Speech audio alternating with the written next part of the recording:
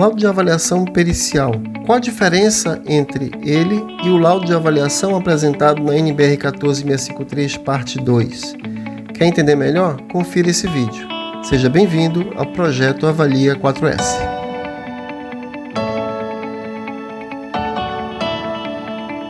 Apresentação do laudo de avaliação pericial. Qual a diferença entre o laudo que nós elaboramos no dia a dia, no sentido de laudo de avaliação para bancos, para particulares, para empresas, do laudo pericial, aquele da Justiça? Para isso, eu apresento aqui um comparativo. Existe diferença? Não sei, vou já dizer. Tá? Existe uma complementação necessária? Talvez. E o que a norma estabelece na 14653, parte 2, e o que o Código de Processo Civil, que é a nossa Bíblia, no caso, para as perícias, correspondente à Lei 13.105, estabelece. Então, eu tenho que atender a norma sempre, sem descuidar o que o Código de Processo Civil estabelece. É muito claro que esse laudo de avaliação, ele é específico, para uma perícia judicial. Então, vou fazer aqui um comparativo para ficar mais claro, para você entender essas diferenças, ou, na verdade, essa complementação. Tá? Porque, na verdade, eles se complementam. Tá? E é importante você atentar a alguns detalhes que estão previstos no Código de Processo Civil e que o laudo do dia a dia, que não seja da perícia judicial, que não envolva o Código de Processo Civil, você vai se ajustar conforme a NBR 14653, parte 2, no caso de avaliações de imóveis específica para essa área. Bom, sempre lembrando, sempre esclarecendo que tanto a norma quanto o Código de Processo Civil, no caso de uma avaliação, uma perícia judicial, eles têm que estar sempre aqui à sua disposição. Não só a parte 1 da 14653, que é básica, para as demais partes, quanto a parte 2, específico aqui a parte 2, mas em alguns momentos a gente vai se reportar à parte 1 também. Bom?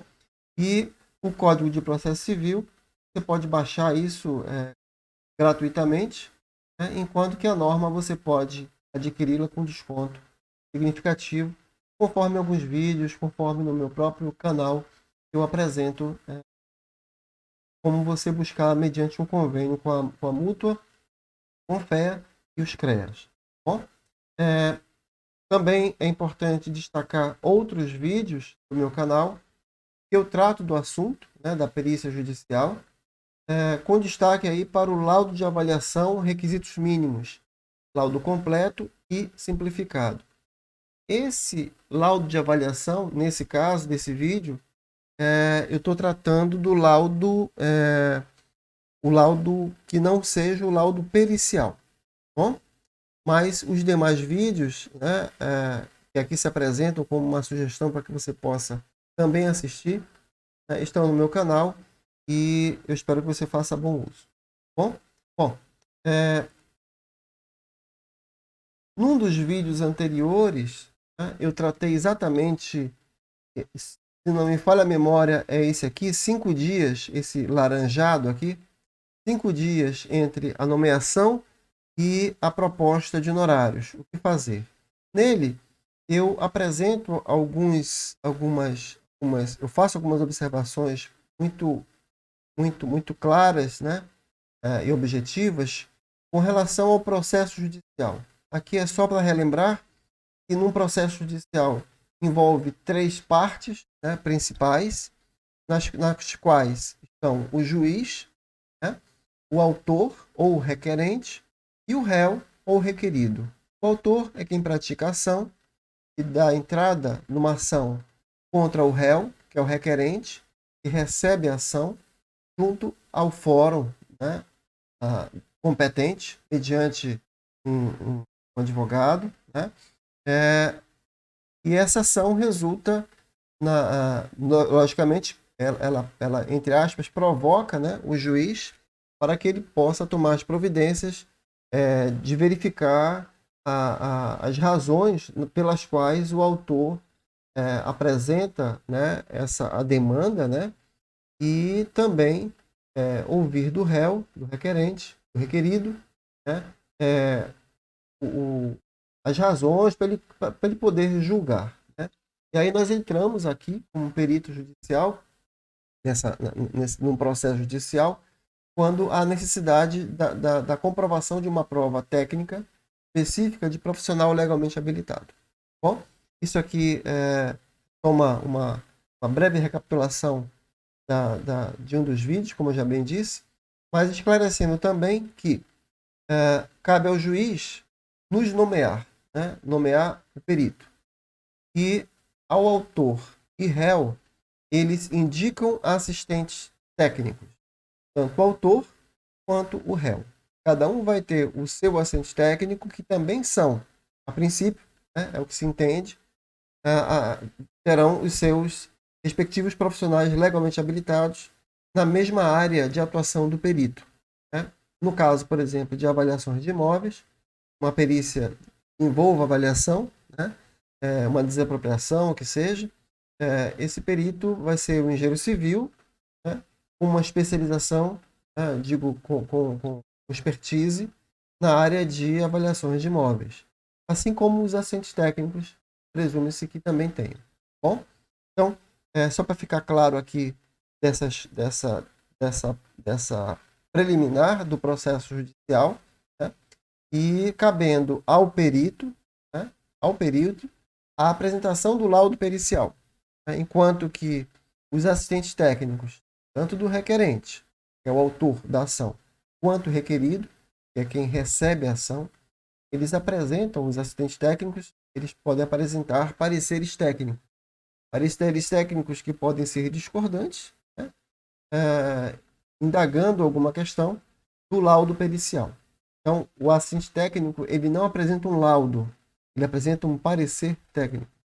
Só quem apresenta o laudo é o perito, ou seja, nós nomeados pelo juiz. O juiz não contrata, ele nomeia, porque não há um vínculo, né, contratual. O vínculo ali, ele é temporário, enquanto estiver atuando ali o perito judicial, mediante a elaboração de uma RT, né? E é fundamental e é importante que você o faça. Tá bom? Bom, estabelecidas essas partes iniciais, né, do processo judicial, a gente vai caminhar no processo judicial através do Código de Processo Civil.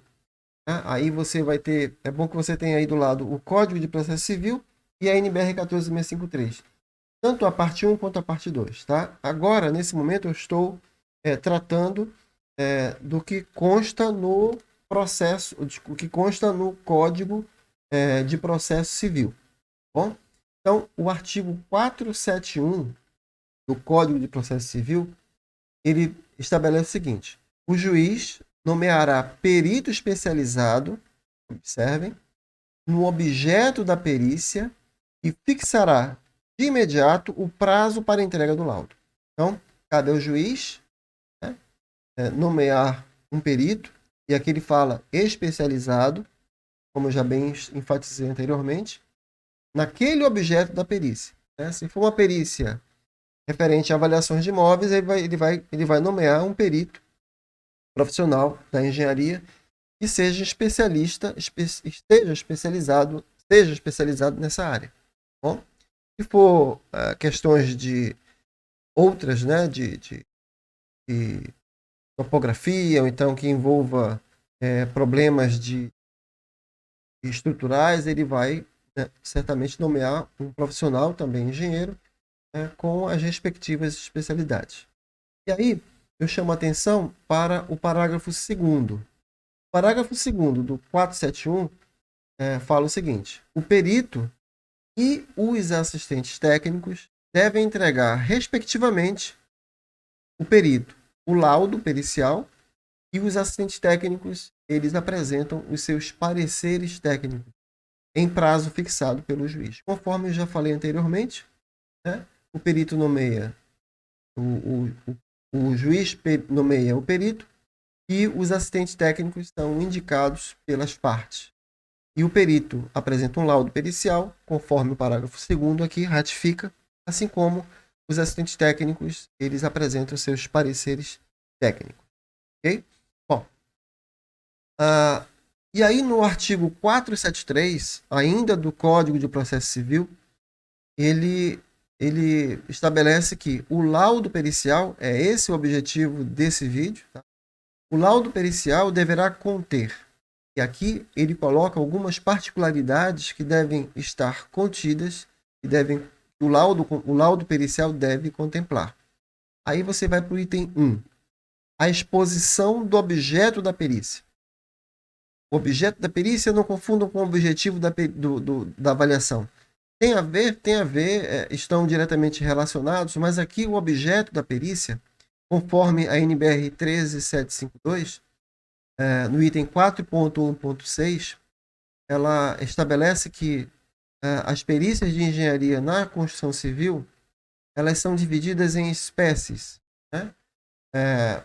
E aí o item 416 da 13752 coloca arbitramentos, avaliações, exames, vistorias e outras.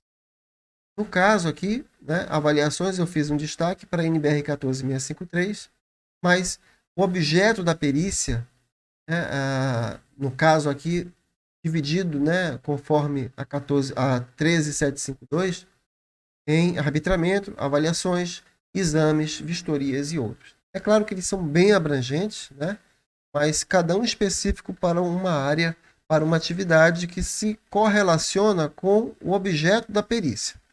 Bom, um exemplo aqui, né,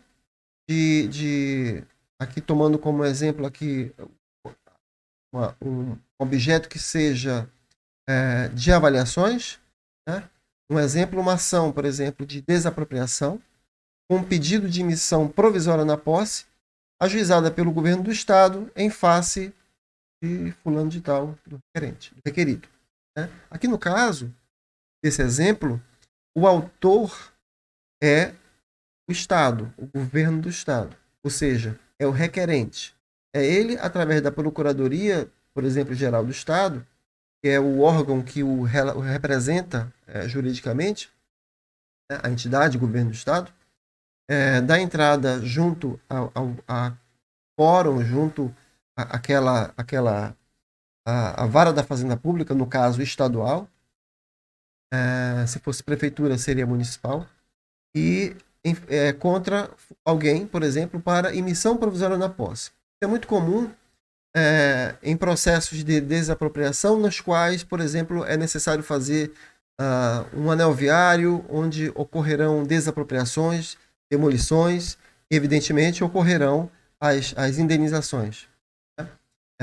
Conforme o caso. Né? Existem particularidades, existem exceções. Mas, no caso de uma desapropriação, o Estado, no caso, que é o autor da ação, quem está fazendo o serviço lá do anel viário, então alargamento de uma rodovia, uma área que esteja atuando, por exemplo, em área de um saneamento ali de um córrego, né, de uma região.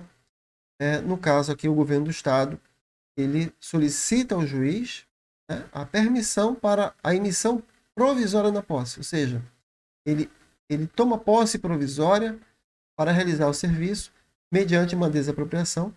E aqui eu só quero esclarecer também que eu sou engenheiro, não sou advogado, então por mais que eu utilize alguns termos, eles são da área jurídica, mas sem adentrar nessa área, okay? Apenas da experiência vivida já nessa área.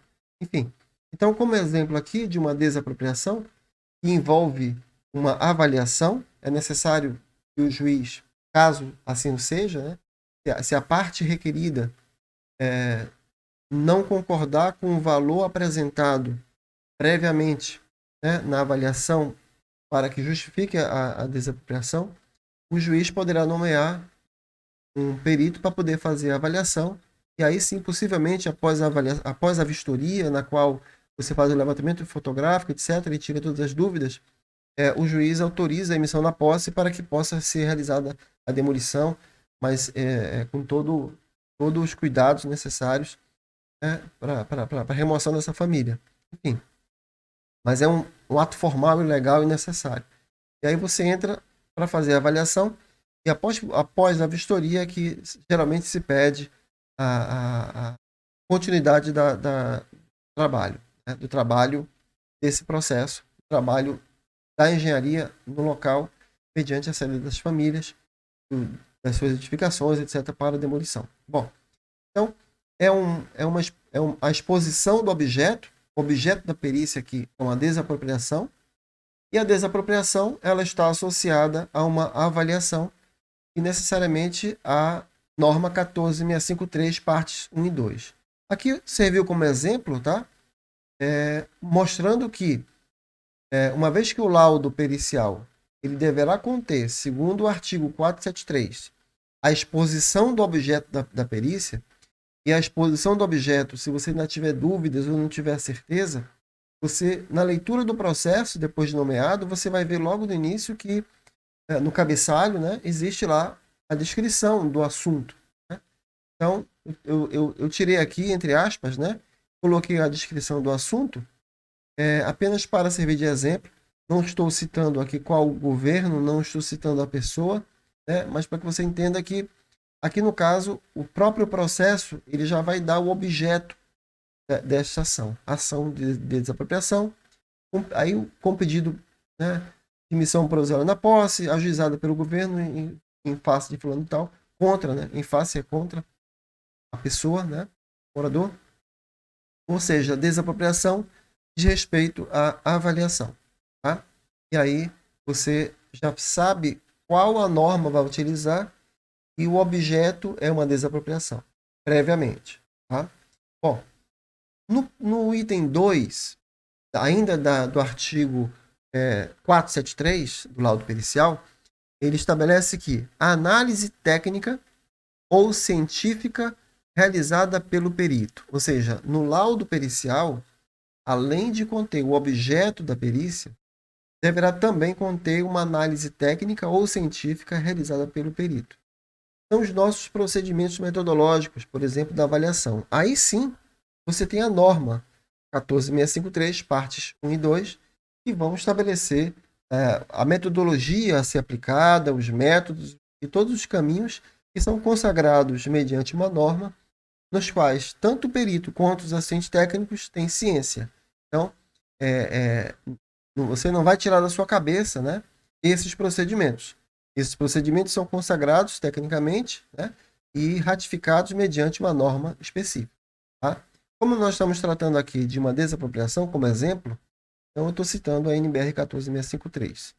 Bom, no item 3, ainda, né, o que necessita conter o laudo pericial, ele estabelece no item 3 o seguinte: a indicação do método utilizado, esclarecendo e demonstrando ser predominantemente aceito pelos especialistas da área do conhecimento do qual se originou. Ok? Então, você não cria uma norma, você vai buscar a norma e aplicá-la. E ela vai ser aceita, é evidente, ela tem que ser aceita pelas partes para que você possa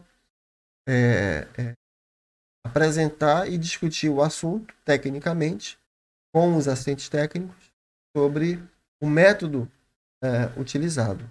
No caso aqui, eu deixei aqui grifado, né?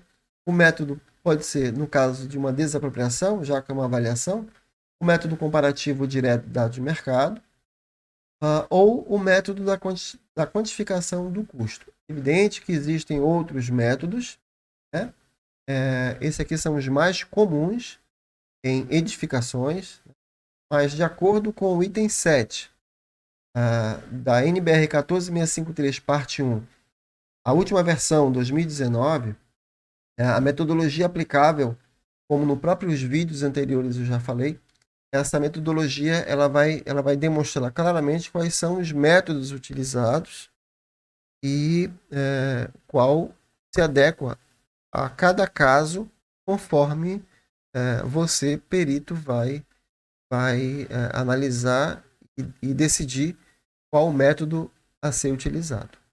Bem certo que a norma ela sempre coloca como preferencialmente o método comparativo, mas isso não é uma camisa de forças, até porque existem várias situações que às vezes impedem particulares específicas, né, daquele objeto, né, que talvez impeçam de você utilizar o método comparativo direto de dados de mercado. E já aconteceu comigo várias vezes, sempre recaindo aqui na quantificação do custo. Mas a quantificação do custo ela envolve parte também do método comparativo, porque você vai avaliar não só isso, a quantificação do custo para o método evolutivo. Tá? Você vai avaliar não só o terreno, mas também as edificações, as benfeitorias. Bom, então eu tenho 3 itens, né? Eu tenho 4, tá? Desculpa. E no caso, o quarto é a resposta conclusiva a todos os quesitos apresentados pelo juiz, pelas partes e pelos órgãos do Ministério Público. Observa quando a gente fala sempre assim, não, mas tem o juiz, né? Como partes, né? Juiz, o requerente e o requerido.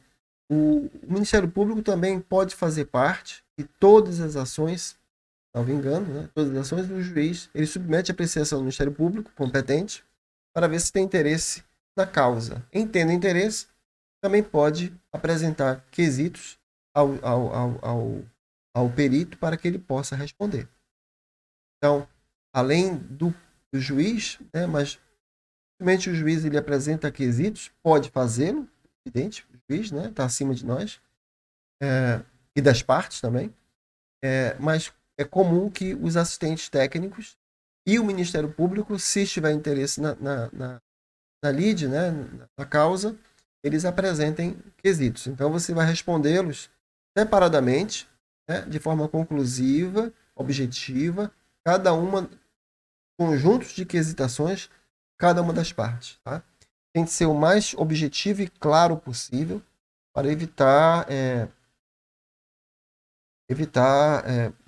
você não ser fugir da pergunta, tá? Tem que ser objetivo e quando ela não convém, você esclarece que não convém, né? Quesito tem fundamento, etc. Bom, mas tem que justificar. Bom, no item 4, ele subdivide-se, né, no parágrafo 1º, e diz o seguinte: no laudo, o perito deve apresentar a sua fundamentação em linguagem simples e com coerência lógica, indicando como alcançou suas conclusões. Aqui, objetividade e clareza, isso nunca nos falta, ainda mais profissionais da engenharia. Somos muito objetivos e claros. Sempre me incomoda muito, mas é de praxe, né? Você ter num processo judicial, você ter inúmeras idas e vindas, né? No sentido jurídico da coisa, né? Das apresentações das partes, cada uma delas, mas se você enxugar ali o objeto da perícia, a perícia judicial é o que nos interessa, é a parte que a gente vai se dedicar. O parágrafo 2º é vedado ao perito ultrapassar os limites de sua designação, bem como emitir opiniões pessoais que excedam o exame técnico ou científico do objeto da perícia. Tem muitos peritos que querem legislar, querem ultrapassar as suas competências, e aqui o próprio Código de Processo Civil coloca aqui cada um no seu quadrado. A forma mais clara e objetiva que eu tenho de exemplificar esse parágrafo, né? Parágrafo 2º, cada qual no seu quadrado, cada macaco no seu galho, ok? E a sua parte é a perícia judicial e responder aos quesitos. Eu acho, é melhor, eu queria, na minha, na minha, na minha, uma sugestão, no meu modo de entender, não cabe. Tá? Você faz a vistoria, apresenta o laudo, né, respondendo os quesitos. Até aqui, só uma ideia geral dos procedimentos que você deve ter, dos cuidados com relação à apresentação do laudo pericial. Bom? O parágrafo 3º do item 4º, ainda estamos falando no Código de Processo Civil, da lei do artigo 473, tá?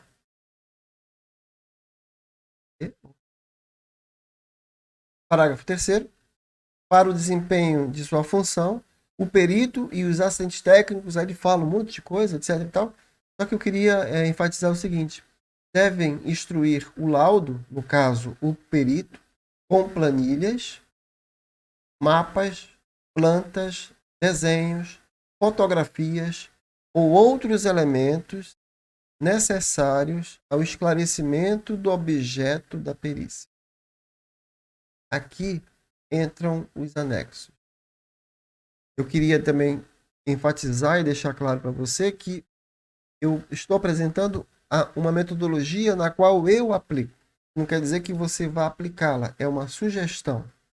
Uma sugestão de algo que eu já pratico há vários anos e sempre atendeu claramente essa sequência, né? Dividindo em anexos para não sobrecarregar. Existem peritos, outros profissionais que entendem que deve colocar logo no corpo, né? Tanto registro fotográfico como planilhas, mapas. Às vezes sim, às vezes você tem que esclarecer pontualmente uma questão, né? Daí a importância de você inserir mapas, plantas, planilhas, algumas fotografias, etc. Eu sempre o faço, mas ainda que eu faça parcialmente no corpo do laudo, eu sempre dedico nos anexos toda essa documentação mais clara, para ficar fácil a consulta. Tá? Para evitar também você estar lendo o processo, o laudo, e ter que ir lá no anexo. Às vezes, logo embaixo, você colocando, exemplificando, ajuda bastante quem vai analisar, que são os assistentes técnicos. Certo? Então, esses são os cuidados preliminares estabelecidos no Código de Processo Civil, dos quais você deve atentar. Tá? Até agora, nós tratamos um pouco, né, da NBR 14653, partes 2, principalmente essa parte aqui do laudo, né, com planilhas. E agora a gente vai demonstrar item a item para facilitar e ficar mais claro para você como isso vai se desenvolver. Né? É apenas uma mera sugestão, uma mera contribuição minha, particular. Certo? Cada um deve adotar o seu método, a sua metodologia de elaborar o laudo, né? Mas não pode fugir do que estabelece o Código do Processo Civil e o que estabelece a NBR 14653, partes 1 e 2. Bom, como eu divido basicamente o meu laudo pericial no caso de avaliações? Tá? Eu faço laudos periciais também, não só de avaliação, mas como de vistoria, de uso capião, etc. e tal. Né? Perdas e danos, etc. Mas o de avaliação, normalmente eu tenho aqui uma sequência lógica que é aplicável também aos demais. Aí segue também mais ou menos como eu costumo trabalhar. Tá? Então, ele está subdividido em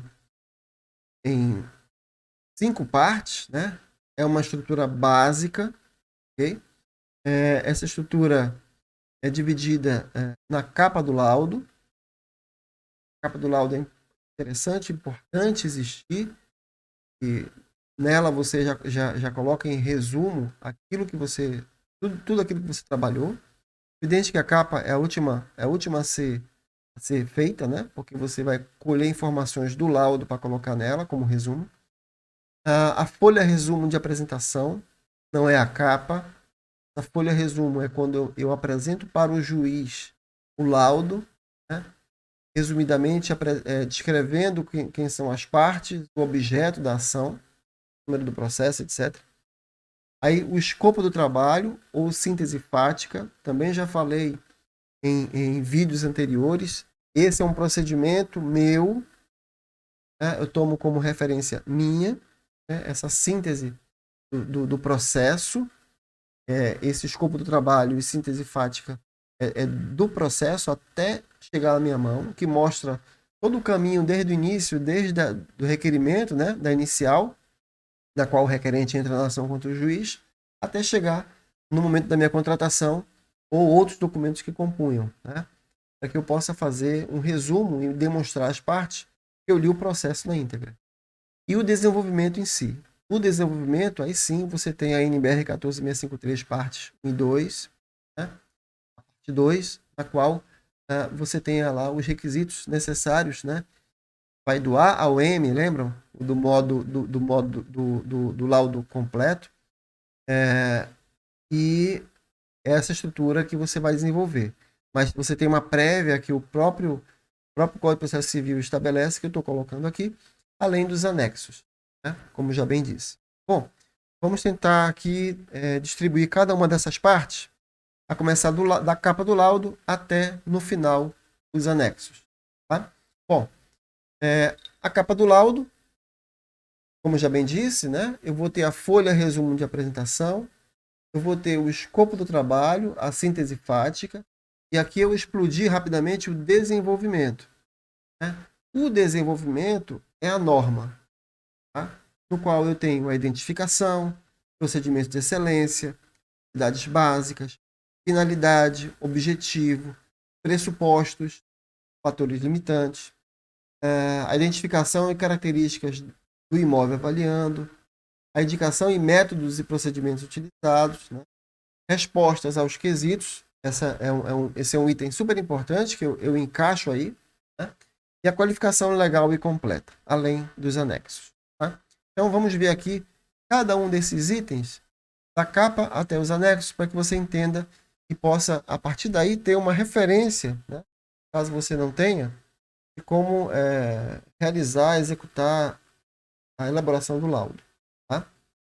É bem claro, eu parti do princípio que você já fez a vistoria, né? Já contactou com as partes, isso tudo também constam, existem vídeos específicos. Mas a capa do laudo, basicamente, ela é uma capa resumo, né? Na qual você vai colocar uma imagem principal. Nessa imagem aqui, onde tem foto, eu coloco geralmente a imagem do dia da visita, na qual nós tínhamos lá os presentes, né? Os estavam presentes, no caso, o perito, eu, os assistentes técnicos, né?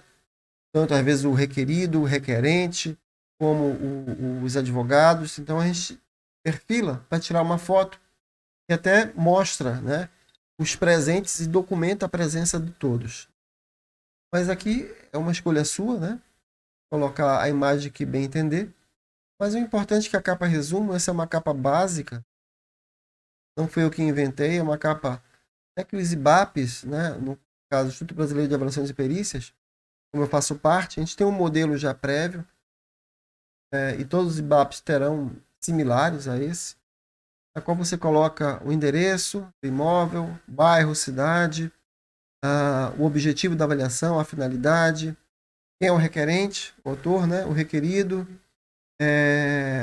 se existem benfeitorias, a área, a metodologia aplicada. No caso de avaliações, você vai ter o grau de fundamentação e precisão, os pressupostos, lembram? É o nosso salva-vidas. O valor estimado, eu nunca coloco o valor mínimo, nem o valor máximo, eu coloco o valor médio, então, ponto final.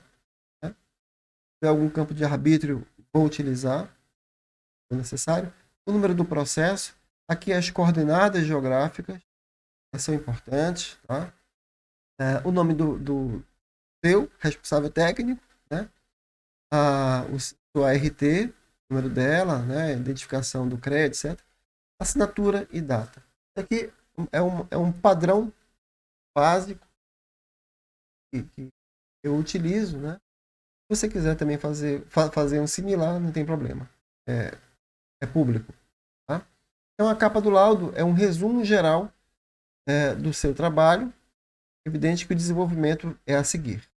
Mas antes do desenvolvimento, eu tenho, ali depois da capa, eu tenho a folha resumo, a apresentação ao excelentíssimo senhor, doutor, doutora, né, juiz ou juíza de direito, da vara da Fazenda Pública, estadual, municipal, número do processo, e aí vem a minha apresentação.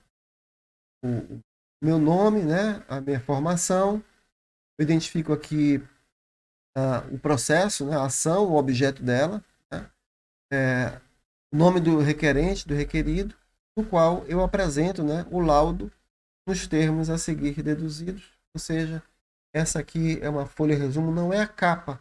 Alguns podem entender como uma capa, aí cada um vai fazer como achar melhor, né? Eu entendo que eu coloco sempre a capa na qual é padrão do IBAP, tá? E a posterior eu coloco a folha resumo do processo. Bom, né? Depois eu tenho, na sequência, né, da capa, o resumo, né, a capa resumo, a folha resumo ao juiz, qual ele até deixa um espaço aqui maior, caso ele queira, antigamente, como quando era físico, né, ele já despachava aqui, né, o pedido, então, enfim, um espaço para que ele possa manifestar caso seja necessário. Hoje tá tudo muito virtual, né, é escaneado e às vezes eu mando até por e-mail, para facilitar o laudo como um todo. O escopo do trabalho, aqui lembram a síntese fática, na qual eu apresento assim, um resumo do processo, desde o início até o fim, até onde eu recebi, até onde eu passei a atuar no processo. Né? Então, trata-se como exemplo, né? Coloquei aqui, trata-se de ação de desapropriação com pedido de emissão provisória na posse, ajuizado pelo requerente em face do requerido, no caso geralmente é Estado, só o Estado ou município que podem solicitar emissão na posse, provisória na posse. Posso estar falando besteira, às vezes tem outras questões, enfim, mas o objeto aqui, o nome do requerente, e aí eu vou fazendo um resumo aqui, declarou, né, de utilidade pública, e faço o desenvolvimento de forma resumida. Tá? Senão, se for uma cópia do processo, você vai duplicá-lo. Não é o caso. Tá? Então, eu faço essa síntese fática para demonstrar às partes e ao juiz que esse perito teve o cuidado da leitura atenta a todos os itens e nada passou desapercebido. Tá? Mostra a segurança, né, dá a certeza de que você realizou seu trabalho. E no fim, é o panorama da lide em resumo. É um resumo que geralmente o Ministério Público, né, o próprio juiz, quando o processo retorna, fazem um resumo básico, né, do andamento do processo até aquele ponto. Eu tomei como referência para mim também fazê-lo assim. Bom, depois do escopo do trabalho, temos a identificação. E aí, na identificação, eu coloco da autoridade requisitante. No caso, perícia judicial, o nome do juiz ou da juíza, o nome deste perito, o nome dos assistentes técnicos e quem mais houver. Às vezes, existem mais de 2 assistentes técnicos. Eu coloco, desde que eu tenha as informações, ou quando não apresenta assistente técnico, também ocorre, eu coloco não indicou. Então, eu já deixo claro lá no início que não foi apresentado um assistente técnico para acompanhar a vistoria e todas as etapas referentes ao meu trabalho. Né? Se na metade do caminho apresenta, você coloca. Tá? Mesmo você não vai dizer, não participou do início, não vou colocar. Você coloca, insere, respeitando o trâmite processual. Bom, a identificação é um pouquinho diferente daquela que a gente geralmente coloca da avaliação, mas não deixa de ser uma identificação das partes. Os procedimentos de excelência. Esses procedimentos de excelência, eles estão previstos na NBR 14653, parte 1, da 2019. no item 5. É importante que você leia atentamente, porque eu utilizo ele como também uma fonte minha. Mas eu tenho que fazer a citação, né? Não tirei da minha cabeça de um procedimento de excelência do Telamon. Não é. É um procedimento de excelência no qual a norma estabelece procedimentos necessários para o bom desempenho da ação de uma avaliação de imóveis. No caso, eu pinço, né, certos itens, geralmente eu pinço todos eles que estão presentes, né, na norma, mas aqui de forma resumida, com relação à questão relacionada à capacitação profissional.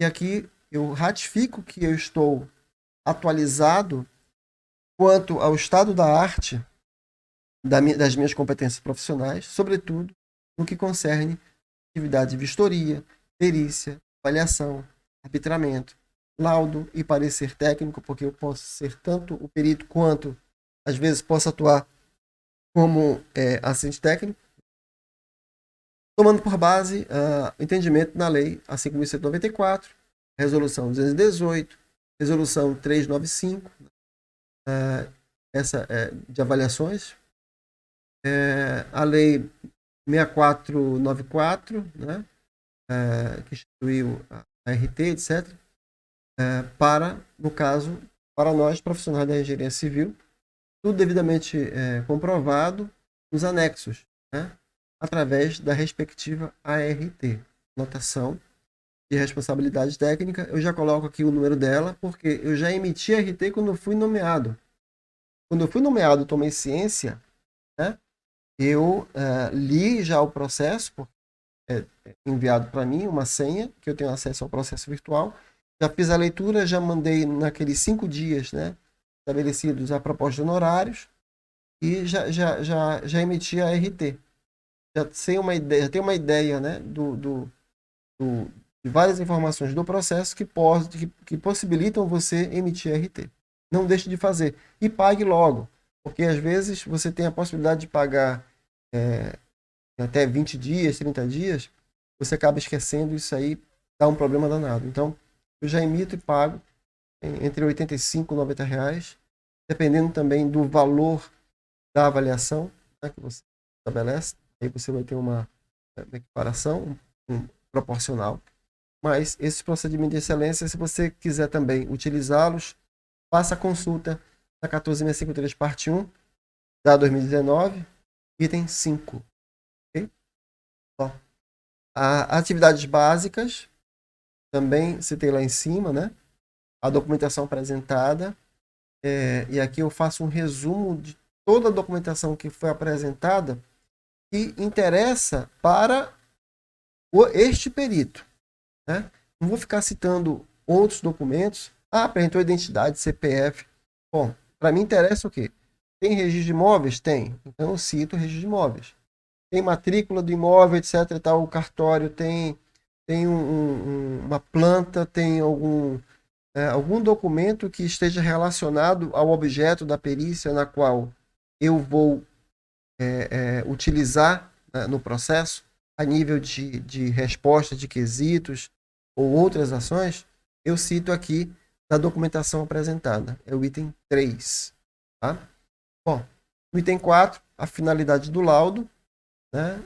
Aí eu coloco a execução de serviços especializados de engenharia, visando estimar, no caso de avaliações, o valor de mercado do imóvel localizado no endereço tal. Objetivo da avaliação, que tanto a finalidade quanto o objetivo estão associados ao objeto da perícia, né, que consta no processo desde o início. Né? Apresentar a vara da Fazenda Pública, laudo de avaliação na modalidade completo. Lembram? Eu sempre falo, para a perícia, eu sempre apresento o laudo completo, tá? Na modalidade completo.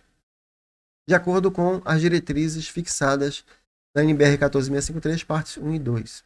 Aí pode haver algum questionamento. Pô, mas olha só. Beleza. O juiz nomeou para ser perito, só que essa perícia é uma perícia na qual é gratuidade da justiça. É justiça gratuita. Né? E aí você vai receber um valor, realmente você não apresenta honorários. O juiz já define, né? sendo gratuita, quem paga aqui no meu estado é o fórum, né? E é um valor aproximadamente de R$ 1.000, com emissão de nota fiscal, cai para 850. É diferente? É diferenciado quando você apresenta a sua proposta de honorários. Mas observem o seguinte, nem por isso você vai fazer um outro laudo simplificado ou dar menos atenção. Mesmo um juiz que te nomeia para um laudo, nomeia perito através de justiça gratuita, dependendo da questão, é o que te nomeia para que você apresente propostas de honorários e muitas vezes equilibra, né, a questão pelos valores que estão aí sendo trabalhados, tá? Então, você mantenha sempre a qualidade de um trabalho feito de forma digna, independente, né, do valor que vai receber, tá?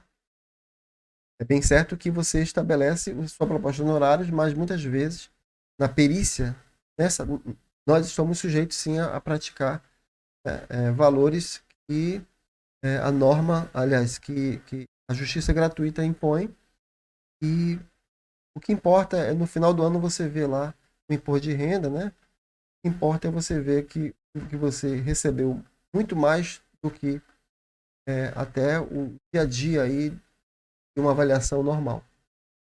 Bom, o objeto da avaliação, finalidade e objetivo, itens 4 e 5. Tá?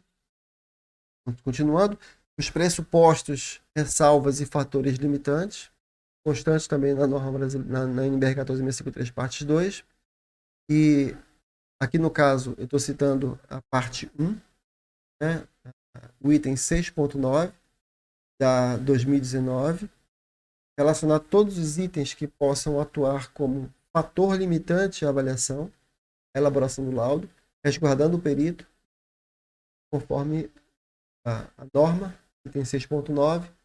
Aqui qualquer dificuldade ou facilidade, né, no sentido até de enaltecer que não teve nenhum problema, foi tudo direitinho. Ou dizer ao juiz que houve restrições, você não conseguiu adentrar a certos cômodos da casa, não foi possível realizar uma vistoria 100%, por causa de X motivo. Tem que colocar nos pressupostos ressalvas e fatores limitantes. Vídeo específico desse assunto. Item 7, identificação e caracterização do imóvel avaliando. Tudo dividido, né? Aí conforme a metodologia de cada um. Na vistoria do bem avaliando, vistoria do imóvel. Aí eu coloco sempre, né, o dia, a hora, quem estavam presentes, né, das partes, requerido, requerente, os advogados. E aí, lembra aquela imagem que eu falei lá no início da foto resumo? Eu sempre peço para tirar uma foto com todos presentes. É emblemático. Interessante porque a gente tenta sempre manter uma relação de harmonia, de equilíbrio, respeito.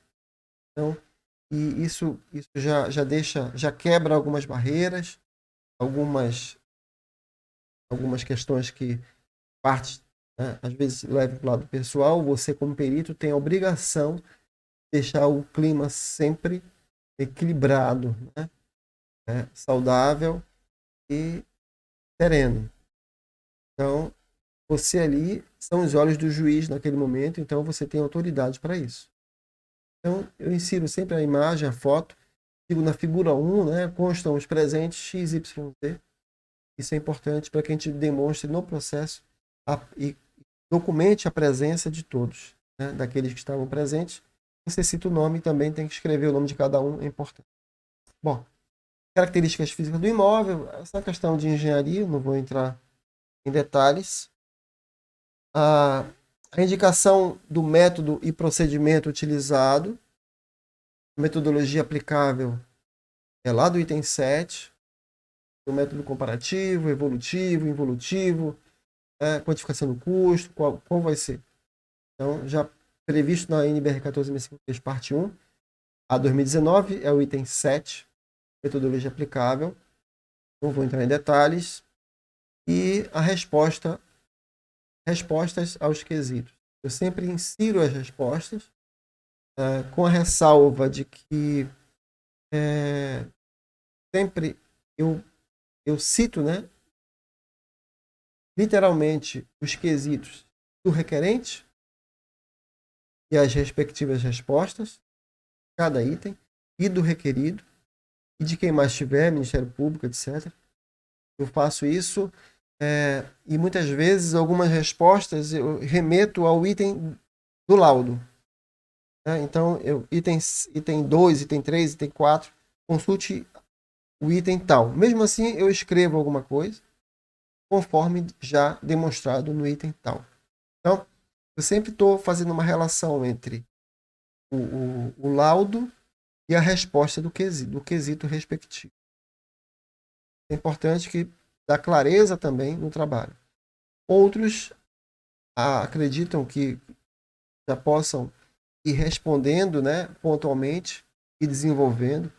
Aí é questão de cada um, né, a forma como quiser melhor fazer. Eu faço dessa forma porque acho que fica mais organizado. Okay? Bom, a qualificação completa, né, com a assinatura do profissional responsável pela avaliação, no caso da perícia, né, inclusive com a RT, mostrando que né, o laudo é composto por tantas laudas, né, exceto a capa, além dos anexos, vai devidamente assinado com a RT embaixo, data de referência. Consta lá na NBR 14653, parte 2, todos esses itens, né, que eu falei anteriormente, 2011, né, item 10.1. Esse é o subitem M, é o último subitem dessa qualificação legal completa. E para finalizar, nós temos os anexos, aonde eu apresento, né, os respectivos anexos, cada um dos assuntos relacionados com a norma. No caso de avaliações, eu vou ter a tabela de dados, os cálculos, o tratamento estatístico, etc. Eu também coloco no anexo B a tabela de pontuação, do graus de fundamentação e precisão, a documentação fotográfica. Por mais que eu tenha colocado parcialmente no laudo para facilitar a leitura e o entendimento, né, no final eu coloco um geral com a descrição de cada um. A RT, no caso da RT, é interessante, é importante você colocar já assinada. Eu sempre peço caminho ao juiz para que possa assinar. Aí eu assino digitalmente, né, eletronicamente, com a assinatura do juiz. Até hoje, todos que me nomearam, todos assinaram, sem problema, porque é a parte, entre aspas, né, contratante. E a qualificação profissional, que não deixa de ser importante você colocar o seu currículo no final, é para mostrar para as partes do seu trabalho, né, da sua especialização. Não é de forma alguma que se enaltecer, mas é muito mais para mostrar que você está atualizado conforme, né, já citei anteriormente, com o estado da arte do assunto em si. Então, eram esses assuntos que eu tinha para tratar. O laudo de avaliação da NBR 14653, parte 1 e 2, né, você vai ter que reportar ele, assim como o Código de Processo Civil. Você percebe que um complementa o outro. Você, seguindo esse roteiro, certamente vai desempenhar um bom papel, um bom trabalho. Isso é apenas uma sugestão, uma contribuição desse amigo para você, profissional da área. Tá bom? Valeu, forte abraço.